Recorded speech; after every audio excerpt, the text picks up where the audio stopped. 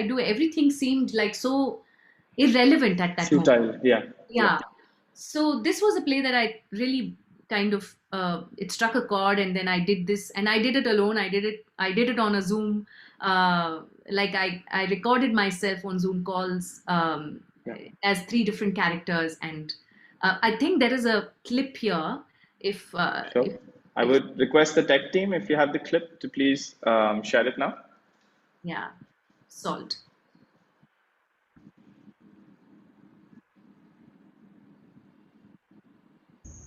ಅದ್ರಾಗ ಇರಾಕ ಮಂದಿ ಬಂದ್ರು.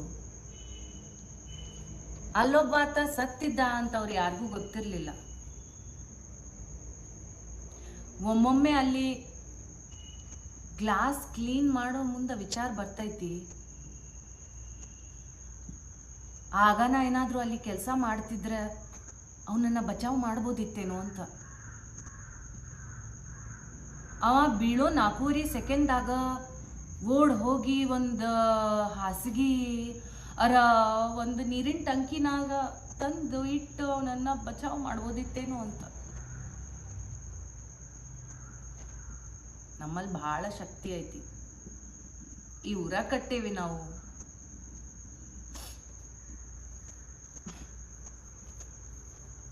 ನಾವು ಹಳ್ಳಿಯಿಂದ ಇಲ್ಲಿ ಬಂದಿದ್ವಿ, ಗುಡೆ ಬಂದಿದ್ವಿ, ಟ್ರ್ಯಾಕ್ಟರ್ ಹಿಂದೆ ಕೂತು ಒಂದ ಹಾಸಿಗೆ 3 ತಾಟ ತಗೊಂಡು. Thank you. I mean, that's just a very tiny segment which I saw, but that kind of shakes you to the core, and I can only imagine how the rehearsal process might have been. So I think that would be my next question. Like, just in terms of research that one does, did you actually visit? I know Abhishek Majumdar did a lot of relief work, so did you. But just in terms of preparation for the play, were you all in contact with specific migrants or people who could give you inspiration for the story, just in terms of how you portrayed the character? Well, like I said, Abhishek went out and he was doing a lot of relief work, Yeah. and he met these people every day. He wrote it in English, and it was translated to Kannada by Maitri Karnoor. Yeah. And I couldn't step out. But the thing is that I had done a project before this, a film that I made. I had extensively interviewed a lot of migrant workers and laborers, construction laborers, for that project, and I had a lot of material that I could dig into and kind of source a little bit of their lives and realities. But otherwise, it was the script that mainly led all the all the acting and the creatives in it. Yeah, and you mentioned theater, and it's something that we've been speaking about quite a bit as well in the department, that the work that we're doing now, we are taking a lot of classical plays and then we're trying to adapt it to the current context, which I think is incredible as a process, but now demands for new writing as well. Because I mean, if you look around, there's so much happening, that it just demands for new writing in the now that can be performed, so that there's a sense of relevance. But I think you've oscillated between both, a classical play that has been adapted to the current circumstances and something that has been written in the now and performed in the now. So I'd ask you to shed light on the classical play. I mean, the adaptation of the classical play, which was taken forth this year. Yes. So what happened was, soon after the first lockdown, Abhishek, got in touch, and he said there is this idea that he had, which was that he wanted to see if he could explore the play Othello. Yeah. And just look at the character Desdemona, and look at just that one scene where she's killed, and to look at why she was killed the way she was, and what is her presence in the play and her voice in the play. And he wanted, I mean, he had this idea of Bindu Malini and me. Bindu Malini is another fantastic music composer and singer, who I have collaborated with before for a piece called Threshold, So we both had, have had this wonderful collaboration that we have done. So he said, why don't we do something with this text? And we were also looking at a very compact, rehearsal room, Yeah. because it was like the second wave would have come any time, and it was that kind of a, fear that was there.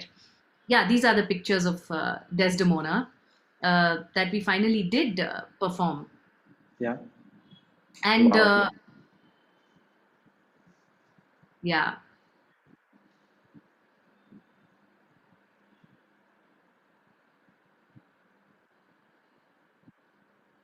That's incredible lighting as well. Just side comment. Yeah, yeah. The lighting is by Niranjan. Yeah. Uh, and so what we did was, it is the Desdemona, we call it the Desdemona Rupakam. Yeah. So it is looking at Desdemona and the death of Desdemona, and trying to understand why, did she die the way she did? Yeah. Why did she not have a, you know, a louder voice, or Yeah. a Yeah. more powerful refusal to Yeah. whatever Othello was kind of throwing at her? Yeah. And we also look at, parallelly, we look at stories and texts from India and the women in it, how they are represented, and do they also go through similar, um, uh, Arcs. kind of Yeah. paths Yeah. that Simona did. So we have a lot of forms of Indian music. We have classical Hindustani, Carnatic, we have the Yakshagana, we have Yellamanata, we have uh, what else do we have? We have Hari Katha. So what we do is, it is designed as a operatic piece. So Yeah. there's a lot of music, and it's Yeah. the story. I mean, the story is told through music. We are narrators, and we get in and out of characters.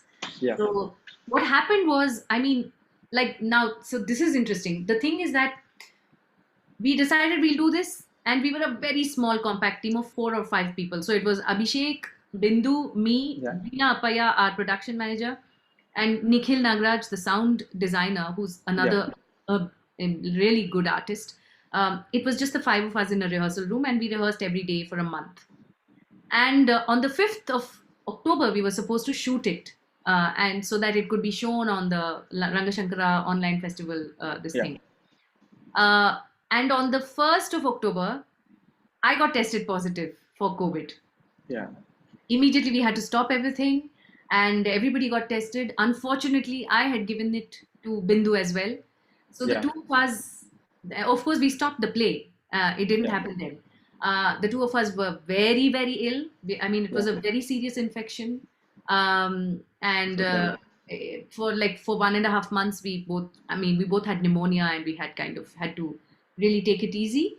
And so we kind of dismantled the play. It was just Yeah. stopped.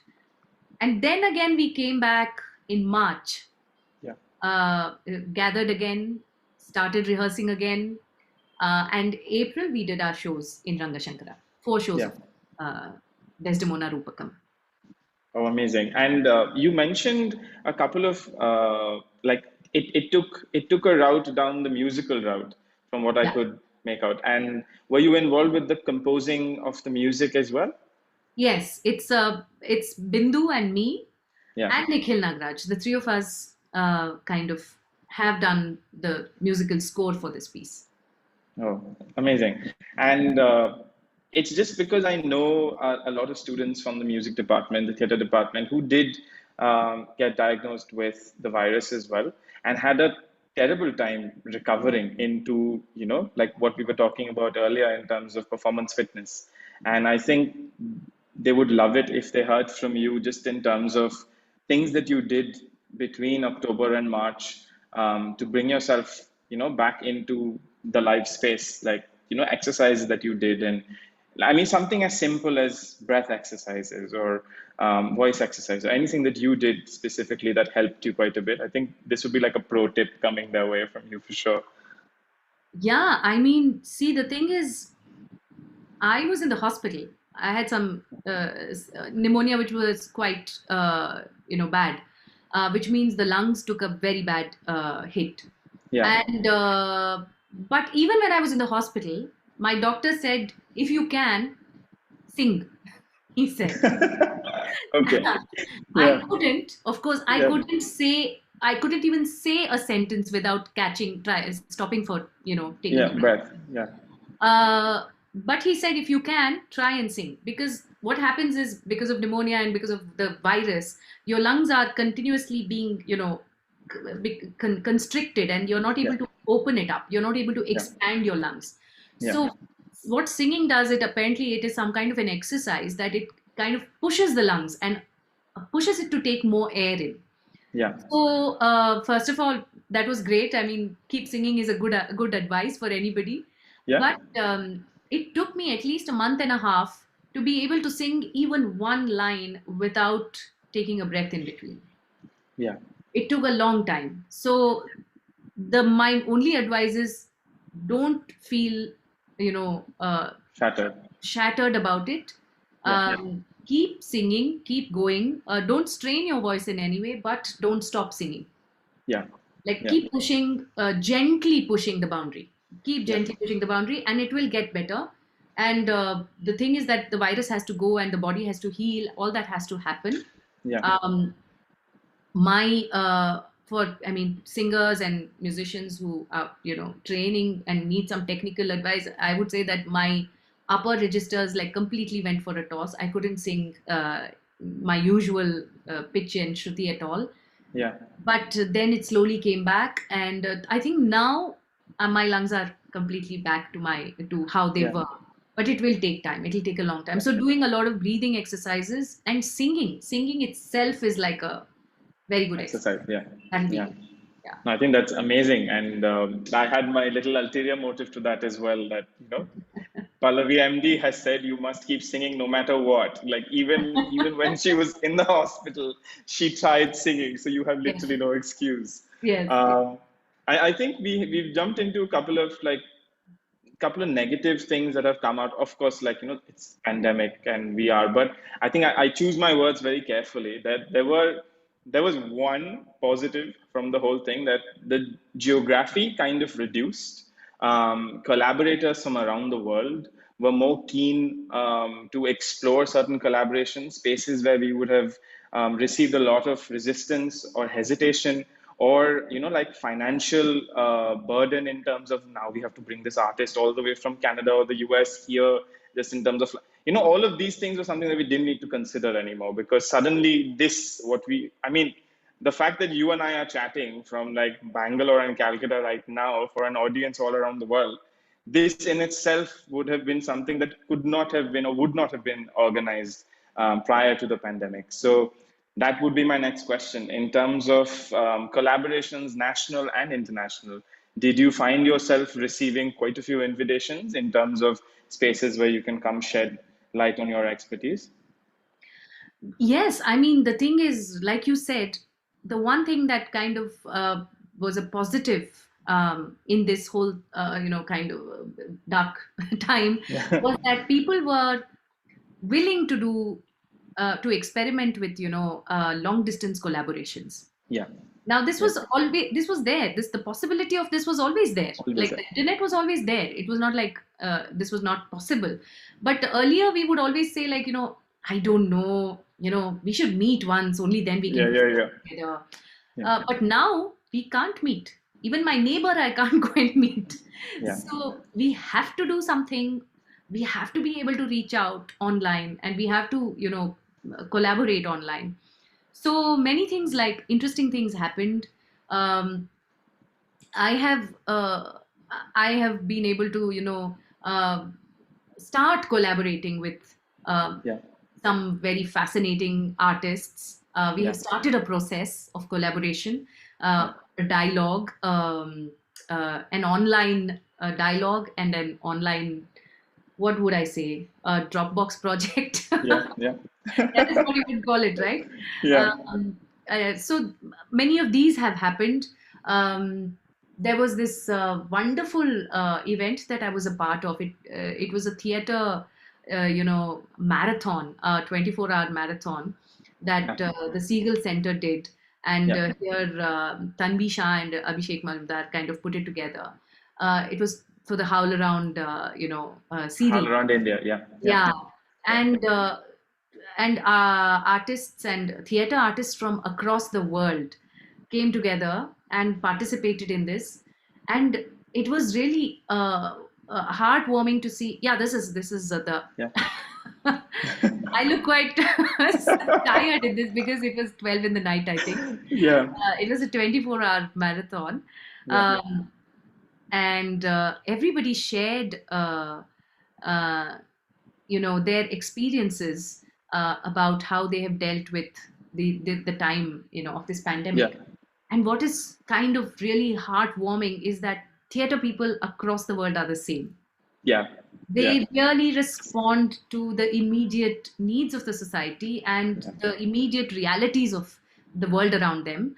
Yeah. uh, and the work that they create is also in response to that. Yeah. So it was really heartwarming to see so many, around 100 artists from across the Yeah. world, saying similar things, but different Yeah. experiences, of course, but like emotionally it was very, very similar. So that was Yeah. wonderful. Um, and I think for the ones who could afford to, there were so many online workshops, online courses that opened up. That was great.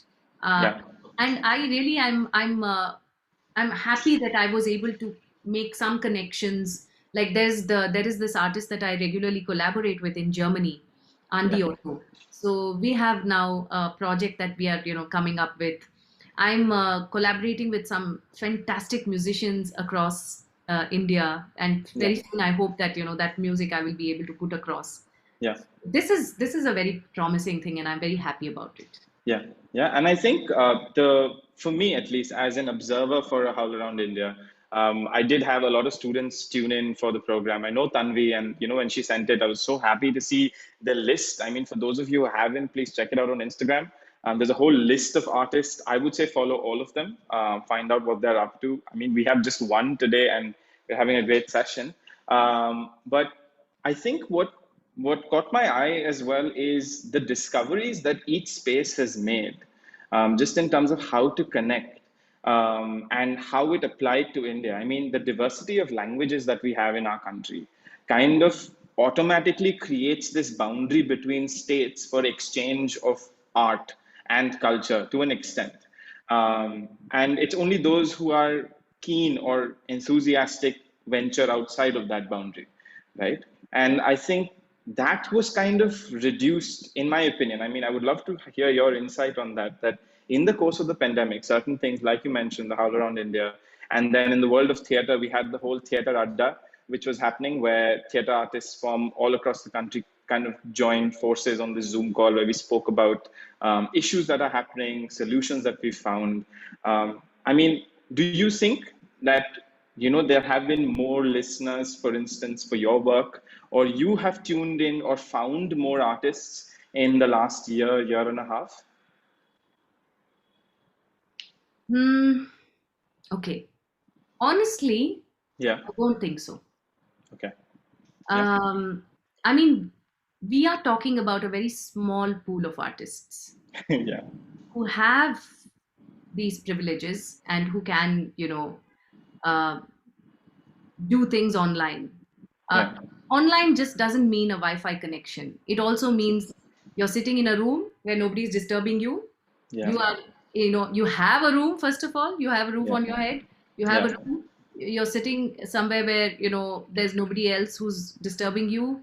Yeah. Uh, you have money to spend. I mean, to be able to spend this kind of time on this Yeah. Yeah. and not Yeah. go out and try to earn your living.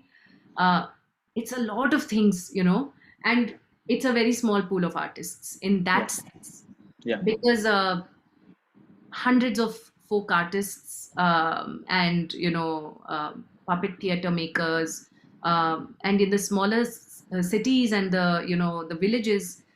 I mean, theater and music is everywhere, right? Yes, So absolutely. I Yeah. mean, that was just, I think that is at the moment, I have no idea. I mean, we've been a part of many drives of relief work and raising funds and fundraisers and all that, Yeah. but I really have no idea about what is the actual reality that Yeah. these people are in, and how are they managing, and what are they doing.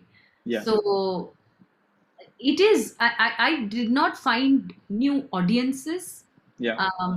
I think the audiences that would have come to Ranga Shankara or any other space that I would have performed in, they were Yeah. tuning in.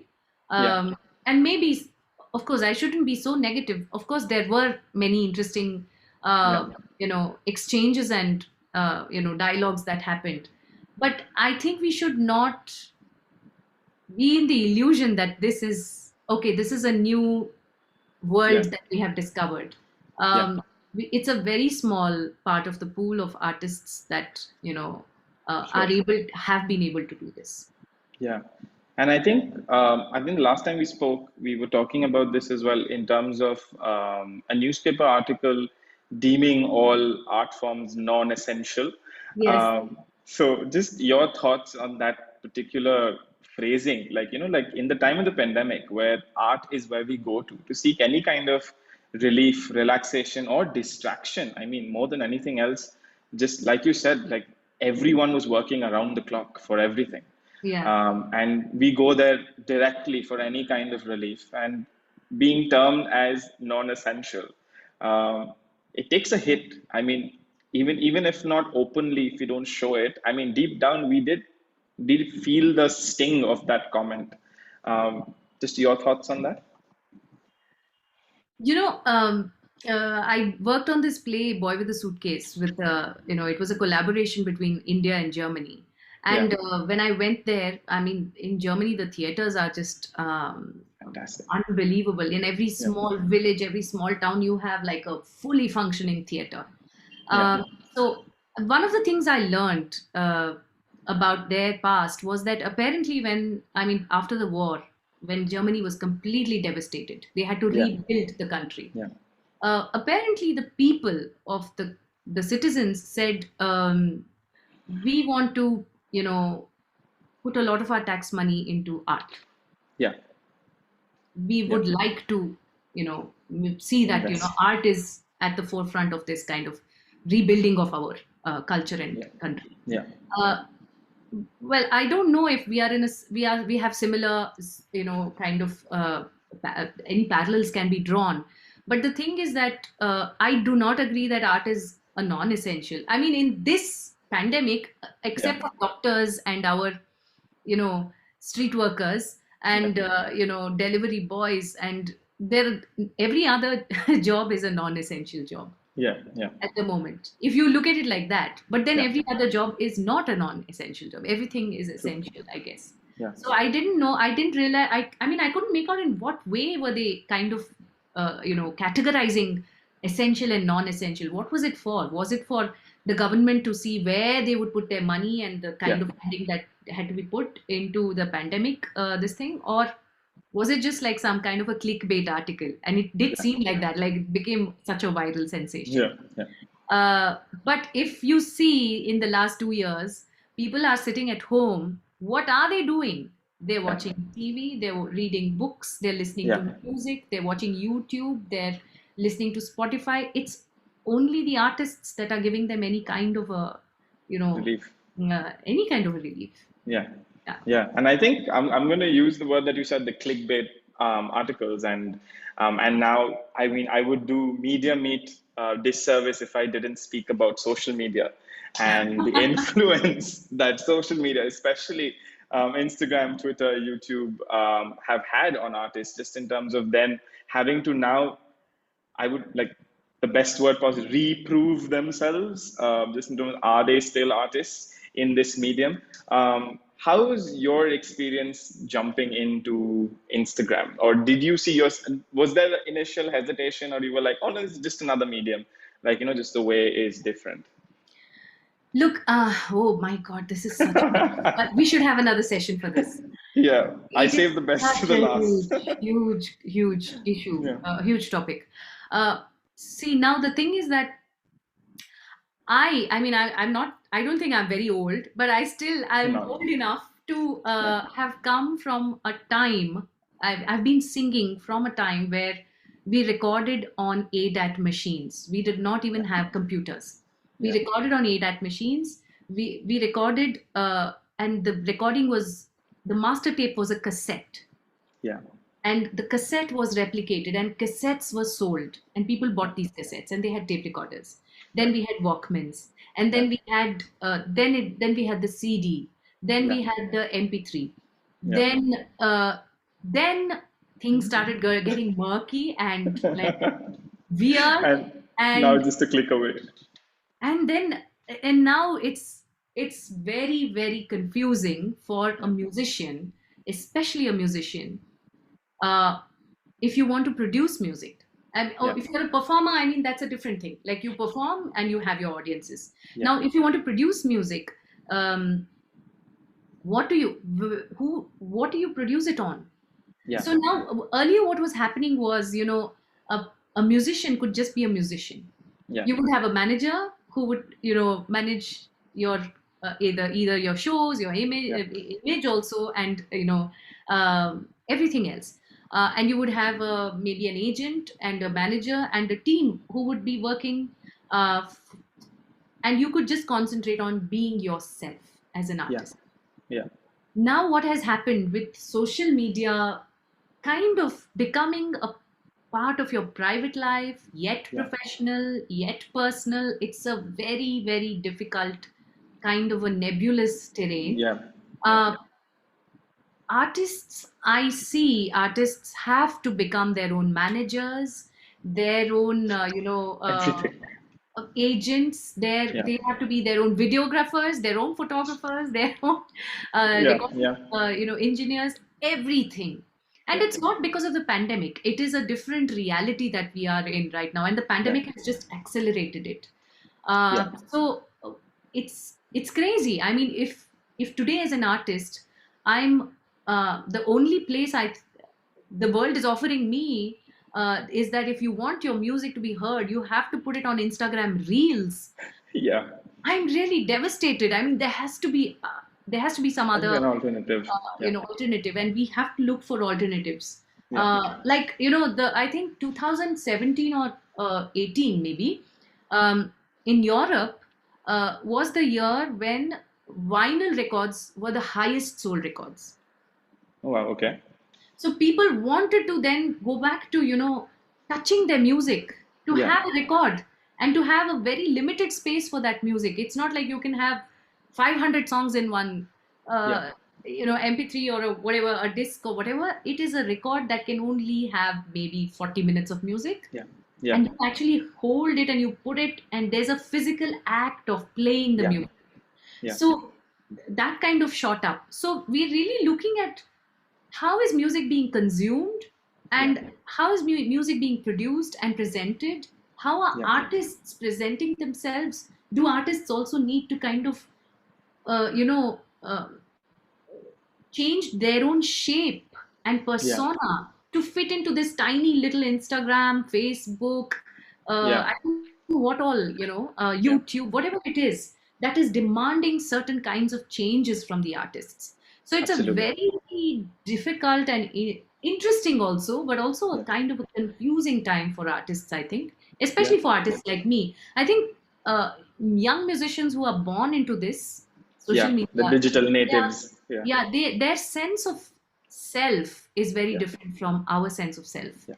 Yeah. For them, to talk to somebody at home, like if they talk to their mother, it's the same for them as talking to an Instagram audience, Yeah. Yeah. which is not the same for somebody like me. So Yeah. it's an interesting time. So I'm really trying to see what is it, and how to be able to still produce Combat music. it. Yeah. Yeah. Yeah, and definitely, like for instance, I think when you mention artists like you, correct me if I'm wrong, but long form artists, someone who has, it goes beyond 30 seconds or Please 1 minute. don't even get started about that. It's Yeah, Kudiyattam yeah, is a form that you watch all night.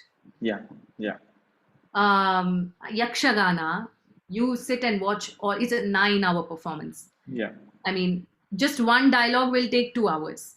Yeah. One character has to present his argument. It will take Yeah. an hour. Then the Yeah. other character presents his argument. That takes an hour. Yeah. What is, I mean, how do we not, a Hindustani concert Yeah. will take at least 2 hours for a raga to be elaborated in the right way.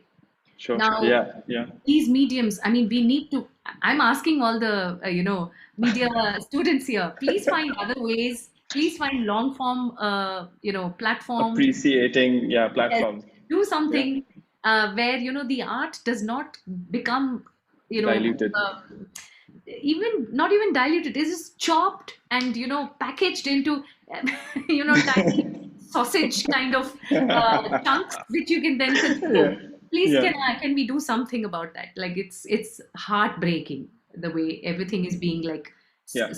reduced to a very, very small size.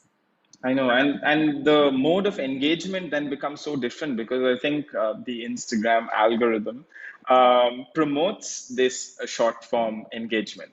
Yes. I mean, Reels has become like, I mean, posts don't get enough views. Forget long form engagement there. Reels have become like the new era, just in terms of how you put the work out. And I Yes, mean, because apparently Instagram Reels is now the thing to do, because Instagram is also competing with TikTok. So yeah, now artists have to compete with TikTok video makers, and it's a very confusing age for, and yeah, I think it also reflects like where how the society wants to, you know, uh, progress. engage with art. Yeah, yeah. Yeah, surely. I think this would be perfect for me to kind of inform everyone who's listening that you can start articulating your questions and putting it on the comment section. I'm more than happy to ask a few to ma'am, if that's okay. And with that, sorry, I just yeah. We were talking about short form and long form engagement, and I think a new platform that you had hinted towards the last time that we spoke. I think that would be good advice in terms of what we can talk to the audience about as well. You The mean name, Patreon? yes, Patreon. yeah, yeah, Yeah, that was I mean, the Patreon is one of the few platforms, I think. I don't know if there are many others like that. There must be, where yeah, you have, like, as an artist, you will have a subscriber database. yeah, They pay a subscription to you. It's almost like you pay a newspaper subscription, and every month you pay something. So yeah. it's like that, and you have a subscription database, and for that subscription database, you create art, and Yeah. every month you put out something. And but Oh it's a wow. very different reality, because then Yeah. you have to, then it's like running a Take on channel. that burden. Yeah. It's like running a channel. But I I mean, mean, everything has its own plus and minus points. of course, yeah, and I think the longer we get into it, the more we're equipped to adapt to Yeah. everything that's happening and to the audience. I mean, I request the audience to not be disillusioned by this short form attention. I mean, wait, this is a mentor of mine had said that this entire pandemic time is, you can compare that metaphor to that of a Coke bottle. That you keep, like, now what's happening to all of the artists in India is that the cap is still on and it's being shaken constantly.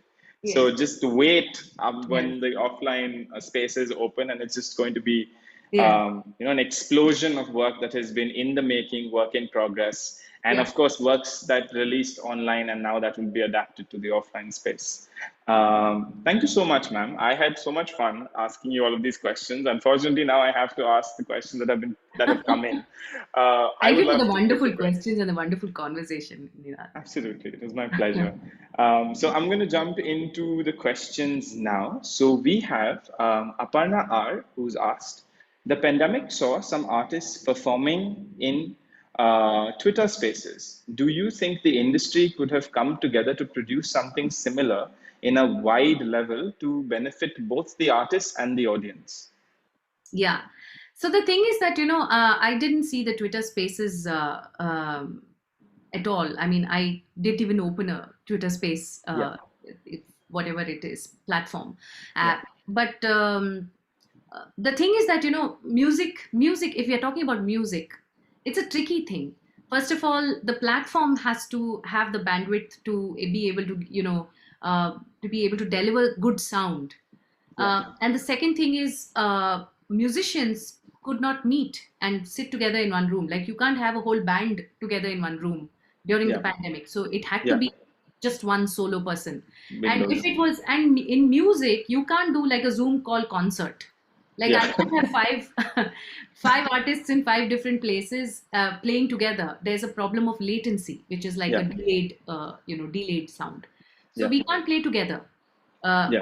online, and we couldn't meet together to play together. So there are many different problems, I think, with this, and that is why Yeah. like nothing really big could happen. Yeah. um, there have been some attempts from some very interesting musicians where they figured how to change, how to cut the latency, and they did some concerts online, like I think Ustad Zakir Hussain, and here in India Purbayun Chatterjee, and one of my friends Aditya from Chennai. Yeah. um, they all kind of did something where they all were in different countries and they Yeah. played together. But Yeah. that's just like one of the Few. many experiments. Yeah. It can't become the norm. So Yeah. that is the problem with music. It has to be live. At Yeah. least Yeah. musicians have to be live together. I mean, I have follow-up questions, but I'm going to go for the questions which are here first. So Leander asks, with the pandemic, a lot of bathroom singers actually took singing seriously. People posted a lot of songs via social media.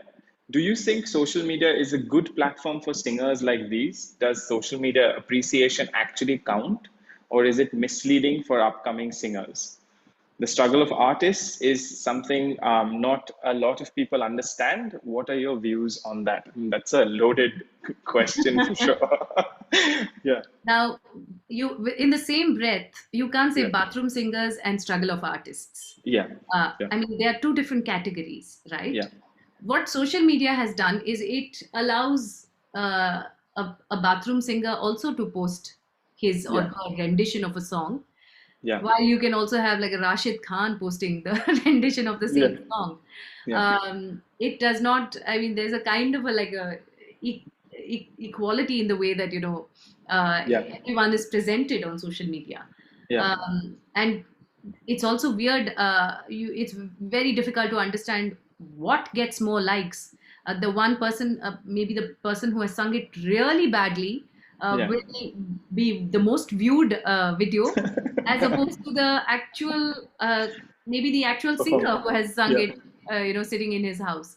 and So that is the case. Like I will not deny, but yeah, so this is a tricky. Social media platforms are a tricky space. yeah, Um, Although it's very democratic and allows for everybody to be able to have a voice and an opinion, yeah, it means that you will have those many voices and opinions and those many renditions and those many videos, and so yeah, it really kind of boils down uh, to the viewer, to an audience member, like how do you want to engage with art? yeah, Like what kind of music do you want to listen to? How do you want to spend your time? Because most of us are spending time looking at our feeds, Facebook feed, Instagram feed, and we spend hours and hours doing that, yeah. and half our life is gone in watching rubbish. So True. it really boils down to how do you want to engage with art, and also artists. It's difficult for artists Yeah, because yeah. it's not an easy space to maneuver. I mean, I'm just going to take like a quick minute from the questions, and this is something that we were speaking about in one of the classes. That now this entire pursuit for that little blue tick has become so competitive. I mean, honestly, we like I raised this point that little faded tag that you have under your name which says you're an artist or a singer or a teacher or whoever you are, like the tags that you need to go for. I mean, they should technically have a process behind it rather than you switching between all of them as much, because then you're identifying as a particular performer or for instance a dancer. I mean, that I think it doesn't answer the question, but makes it slightly more categorized that you are someone who's doing this out of passion, you are someone who's doing this professionally, and you are just doing this for fun or for mockery altogether. I mean, all permissions to you to do it however you choose, and you have that freedom. But accept that, whatever it is. But yeah, thank you, ma'am. The next question is from a professor at the Department of Media Studies. Um, Professor Joel asks, ma'am, people around the globe started making music together in the virtual space despite the pandemic.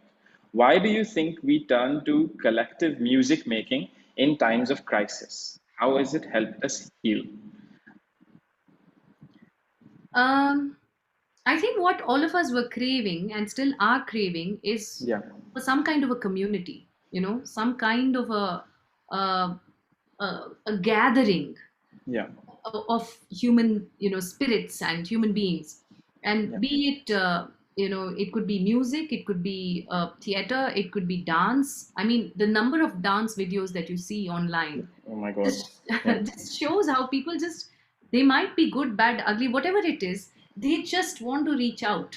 yeah, And that is, I mean, that is fundamental, right, for all of yeah, us. Like, we just want to be able to reach out and connect. We want to be able to talk to somebody, one yeah, more person who can listen to me and talk back to me. yeah, yeah, Music, I mean, it allows for that to happen very smoothly. yeah, You can very quickly with music go to a very personal space and feel warm and held by yeah, each other. So I think that's the reason why people want to sing together. Why do you think yeah, people want to sing together? It's a feeling of togetherness that they get, and yeah. in this pandemic that was very much needed. Absolutely. And he further adds that, I'm just going to paraphrase, that classical music, it has certain discipline in place even in the performance space, just in terms of how the set is placed or where the musicians are placed, the distance between the audience and the performers. And I mean, and there is logic behind all of this. How easy or difficult was it for you to translate that ethos? As you mentioned, it's a very visceral environment, the performance of classical music. How were you able to translate that into the online medium? I haven't been able to translate it Yeah, into the online yeah, medium. Not just classical music. I mean, I sing Kannada poetry and yeah, poetry in different languages. Um, it's very difficult to do it online. Uh, yeah, I mean, uh, collaborations, yes, I'm able to do it because it's a staggered process. yeah, Like, I send something and they send something, and then we talk and we discuss. We have Skype calls, we have Zoom calls, we have this, that. We continuously are recording and re-recording and working on it. That's a different yeah, process. yeah, To do a concert online, well, I can just sit in my room and sing yeah, and then put it up online, and then the yeah. people who watch it can watch. But that's not an online live viewing Adaptation, yeah, experience. Yeah, at all. I don't think I have been able to figure out how to, like, successfully take what was offline and put it online. It Yeah, has to be a different, altered form altogether to be able to do it online. sure. Yeah. Thank you. I think the next question is here as well. We saw a rise in fame for a lot of home singers during the pandemic, but the people of the music industry who are not singers suffered a lot. What could have been done to help them? Jahanvi asks this question. Thank you, Janvi. I think, the thing is, what she says is, a lot of home singers rise in fame. Now, rise in fame is again, like I said, I mean, Subjective. things going viral is it's a very subjective thing. Like, we have no idea why something goes viral. Yeah, And that does not mean that that person is a good singer or a bad singer. It just means that clip, for some reason, has caught everybody's appeal. attention. Yeah, Uh, but like she says, many home singers have risen in fame, means people who have not sung have sung online, and people have noticed them. So that is yeah, one thing. But people who actually are singers and performers online, I mean, not yeah, online, in real life, yeah, they were, I mean, I don't think they are putting out classical concerts, or not even if it's not classical, whatever concerts, I don't think they're putting out concerts like that, yeah, because it's weird not to do it in front of an audience. Yeah. So maybe that's why you didn't see that many singers and musicians continuously put out, Yeah. their music. Yeah. Of course, there have been, but not. I mean, everybody didn't do that. There were some people who were doing it, but Yeah. what could have been done to help them? Financial assistance, I think, very much was needed, and like a lot of musicians have been and have suffered a lot Yeah. during this time. For sure. Yeah. And I think that I'm going to take a moment to ask you a question that's also kind of bothered me for a while, especially someone who's young and who's in the theater industry now. Theater, dance, music, it's not been regarded as one of the tier one professions, if I may, especially in India. Like, I mean, in some developed countries, we've seen how, especially the performing arts, contributes so much to their GDP, their treasury, whatever it may be. But there is still, like, a disregard for the performing arts here.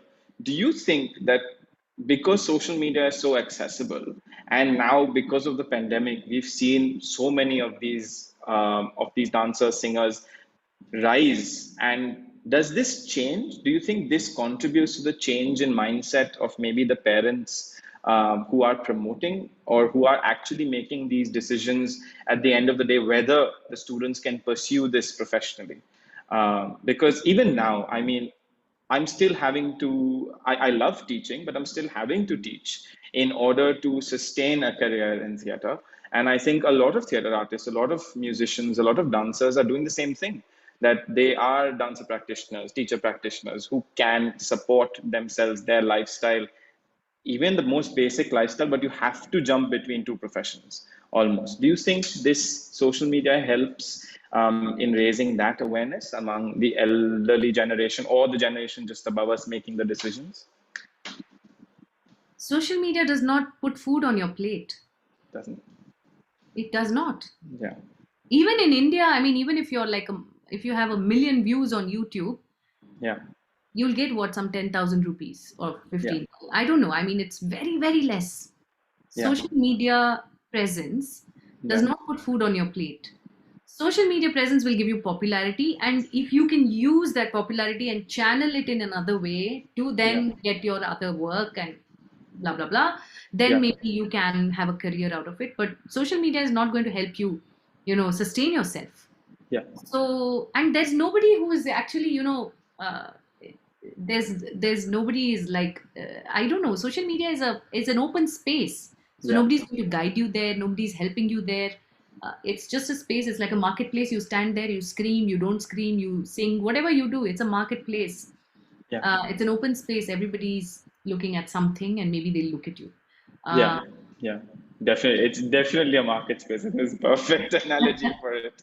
But Yeah. if there has to be a basic change in the lifestyle, in the way that artists, if there needs to be more security in terms of finance and financial Yeah. security or any kind of security, it has to come with policy. It has to come with the community getting together and creating um, certain possibilities Union. for each other. I It's like, say okay, that yeah, it's said union. carefully, but yeah. Yeah, I mean, it has to come from a place of power, and that space has to be made for art. Yeah, Otherwise sure. it can't. No, I think that does give me a lot of insight in terms of what the process is ahead of us, especially the younger generation who can maybe initiate this change in the right direction and seek the support of those who are established in the Yeah. respective professions as well, and see significant change maybe in the next half a decade or something. But okay, next question for you. Ma'am, as a teacher, what were the setbacks you faced while teaching your students music online? Because as a student, it was difficult for me to continue music class over Zoom calls. Samitha asked this question. Samita, my God, I can't tell you what are the challenges of teaching music online. Um, but I mean, over the months, I think we have been able to find a kind of rhythm, my students and I. Yeah, But it's very difficult because teaching music online, it's music has to do with timing, rhythm, yeah, um, you know, silence, Yeah. uh, and sound, and all of this sometimes gets altered because of bandwidth, because of Yeah. Wi-Fi connectivity issues, because many things, technical issues. Yeah. And these technical issues are more than often present Yeah. in classes. Yeah. So, as a teacher, I mean, I have to be very, very sensitive to what the student is singing and how is the student perceiving what I'm teaching. Yeah. Um, and it's not easy. I mean, teaching online is more stressful than teaching in person. Uh, Absolutely. Yeah. and hats off to everybody who's been doing that. I mean, I really feel so, I'm moved by teachers who are continuously teaching online and, engaging with students, and like even small children, like they have to sit in front of a screen and teachers have to engage with them and teach them. It's not easy at all. Yeah. It's difficult, but then I mean, what's the other solution? There is no solution. We Yeah. have to do this until we are able to meet again and sit with each other and be able to exchange knowledge. Until then, this is definitely something uh, that can be a placeholder. Absolutely. Yeah. And it's such a hands-on profession anyway. I think that adds to this confusion which is there jumping between the online and the offline medium. Samita has added that do you feel that the younger generation on an average has lost the ability to appreciate classical music? I don't think so. I think the younger generation is very much cued in to classical music, and Yeah.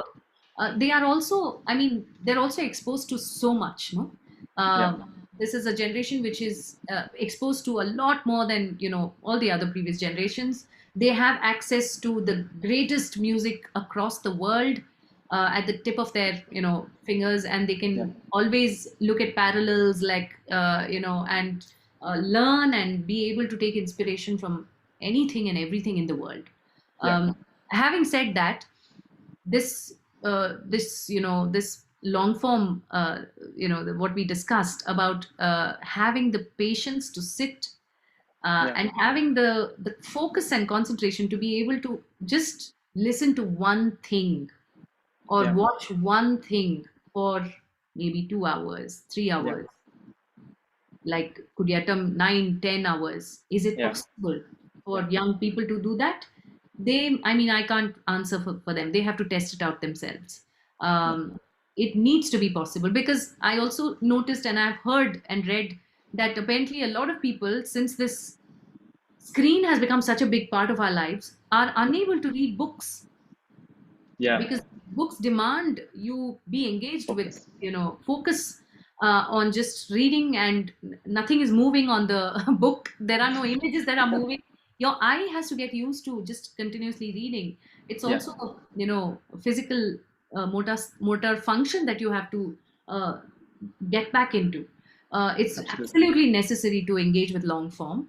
Yeah. uh, but I don't know if the youngsters I don't know whom am I calling youngsters, Yeah. but young people, I think will definitely, they are very interested in classical music, but long form is something that needs to be um, focused on. Absolutely. Yeah. And completely echo that. Just because of time, we will only be able to take one more question. But I would ask our tech team to please put ma'am's link to the Instagram profile on the comment section on YouTube. So all of the participants who send in a lot of questions, please ask ma'am. I'm sure she'd be more than happy to jump into that. But with that, the last question for you for the I evening. will answer the questions on Instagram Reel. Oh, I think that's. I mean, now you're going to get more questions. You've dug your own grave now, ma'am. But with that, I think, and I was just going to say, like like this entire conversation on reels and social media that we had towards the end of the conversation, it's opened a Pandora's box of questions directed specifically to Instagram and classical music on Instagram and so on and so forth. But with that, the last question would be, this is from Karthik. It reads, the pandemic also brought up many talents virtually. Social media boomed over many creatives. How do you see the new cultural change in the artist's world? I think we've spoken about this a lot. Yeah, Maybe yeah, we go to another question which has. absolutely. Yeah. Yeah. Um, okay, yeah. This is from Nisarg, which reads, how does a musician monetize and save money in a time when there are no live gigs happening? I'm so sorry, Nisar. Everybody is struggling to find an answer to this question. Yeah, It's really sad because performing artists have not been able to perform. There are no gigs, and online gigs are not. It's not a reality. There are just very far in between, yeah, and there are many issues like technical issues with making that happen continuously. Maybe once in a while that can be possible, but I don't know, Nisarg. I mean, a lot of people have taken to teaching. A lot of people have started doing other kinds of work, and maybe trying to see if there is any other skill that they can yeah. monetize on. Um, I really have no answer for this. This is a very very sad reality. Reality. Yeah. Yeah, really. I think we're all challenged by that, and with every, I think some like a project like you did, a Howl Around India, you get exposure to artists who are edging closer to a solution, and I think it just it beckons for a process in which a lot of artists now need to come together and try and address this issue because I mean the reality of it is this isn't going to be the last pandemic that hits us. We need to learn from this moving forward. That how does the industry sustain? And it's one of my favorite quotes from Steinbeck that he says, "Theater is an industry which has been dying for 4,000 years." Um, I mean, and it's true. I mean, we need to make that I saw a significant shift. clubhouse discussion just 3 days ago saying has theater died? Absolutely not. But with that, ma'am, thank you so much. This has been thoroughly engaging for me. I've loved the answer to every single one of the questions, mine and the audience's. And I hope I had the opportunity to chat with you again.